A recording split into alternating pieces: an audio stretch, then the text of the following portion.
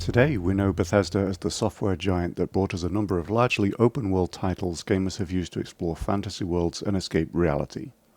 But in the late 90s, they were also known for their racing games, and to this day are renowned for their Burnout drag racing title, along with IHRA and NIRA licensed titles. The software engine was purchased and some games re-released on both PC and console until the mid-2000s, but nevertheless, it was Bethesda who had done the groundwork, allowing gamers to explore the cockpit and culture of something very, very real. When first announced in April 1999, Skip Barber Racing sounded like an exciting and useful addition to the sim racing genre because through an alliance with the Skip Barber Racing School, we would be able to learn many of the advanced techniques that real-world racers use to improve their racecraft and win races. Had it released, as planned, in late 1999, the ability to heel-toe, learn a track, or even safely re-enter the circuit after a spin might have become so ingrained we may have never needed a safety rating.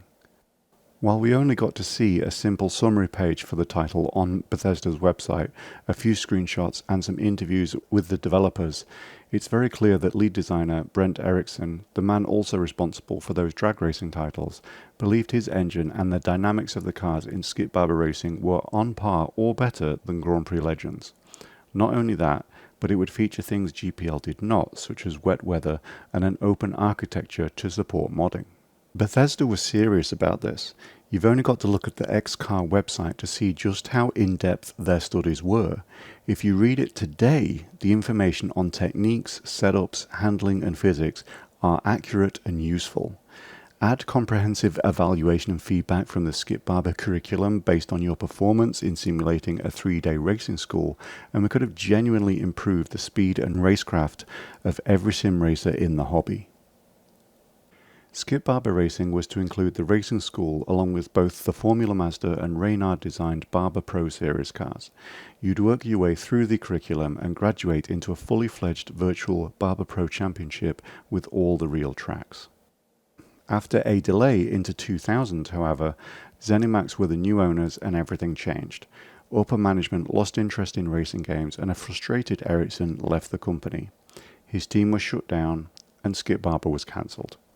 We're left with just 4 screenshots to show it ever existed. In 1998, Grand Prix Legends had shown us that if we braked at the apex of a corner, like we'd basically been able to do in the past, the car would spin. Skip Barber Racing, whether the physics were better or not, might have told us why.